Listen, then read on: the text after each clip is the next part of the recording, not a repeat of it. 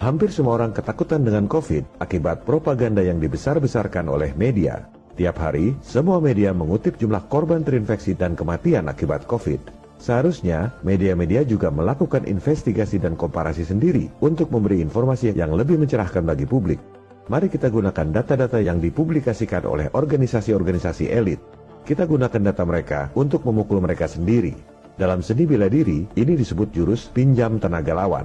Kita gunakan data-data jumlah kematian tahun lalu dari PBB, Worldometer, The Lancet Infectious Diseases, dan WHO. Jumlah kematian orang sedunia tahun lalu, proporsi 131 hari dari 1 Januari sampai dengan 10 Mei, hampir 21 juta orang yang mati.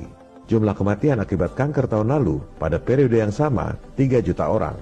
Kematian akibat HIV atau AIDS, 616.000 orang. Akibat diare, 586.000 orang. Akibat TBC, 530.000 orang. Akibat malaria, 359.000 orang. Akibat COVID-19 disebut 280.000 orang.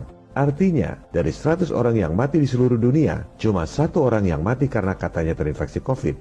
Itu pun hasil tesnya 80% meleset. Bukan karena PCR-nya, tapi karena nggak ada acuan ilmiah yang disebut gold standard.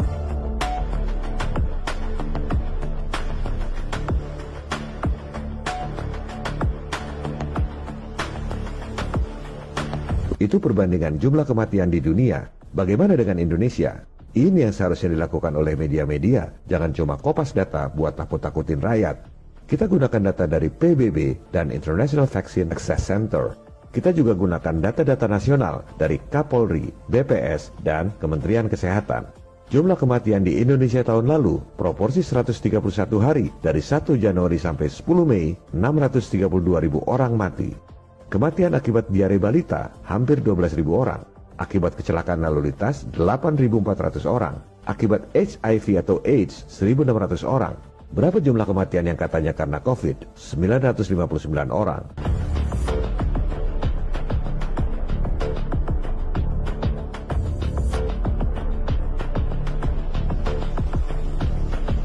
Bukan kita mengecilkan para korban, bukan kita tak berempati. Tapi, kita harus lihat dalam konteks secara keseluruhan. Banyak yang nanya, di rumah sakit kenapa banyak yang mati? Loh, kok cuma nanya yang 0,2%?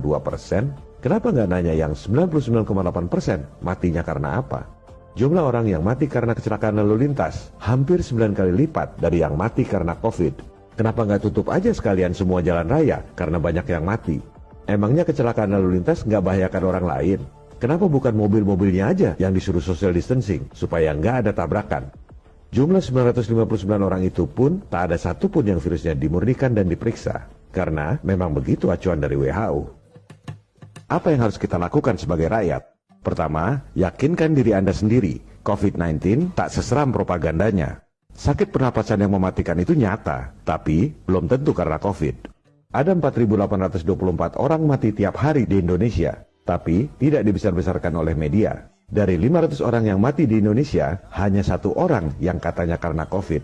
Itu pun berdasarkan alat tes yang kambing dan pepaya pun terinfeksi COVID. Dasar ilmiah keberadaan COVID adalah 75% urutan genetiknya sama dengan SARS. Padahal ikan zebra DNA-nya 80% sama dengan manusia. Kita digiring oleh propaganda ketakutan, lockdown, jebakan Nekolim. Hong Kong tidak lockdown, jumlah kematian cuma 4 orang, cukup social distancing. Solusi konkret untuk menurunkan jumlah korban COVID adalah alat tes yang akurat. Caranya, murnikan dulu virusnya, baru kemudian dipetakan. Dari 160.000 dokter di Indonesia, sebenarnya cukup dikerjakan oleh 10 orang saja. Yang penting action, tak perlu debat publik. Ketiga, sebarkan informasi. Share lewat WA, tele, medsos, dan lain-lain. Keempat, aksi people power. Tunjukkan kepada penguasa elit, termasuk penguasa YouTube yang jumlahnya sedikit itu, tak akan bisa melawan kita, rakyat yang jumlahnya banyak. Download video ini sekarang, re-upload di channel Anda atau channel lain sebelum di take down. Jadi, kalau video ini di take down, masih ada ribuan channel lainnya. Kalau saya mati, masih ada jutaan people power lainnya.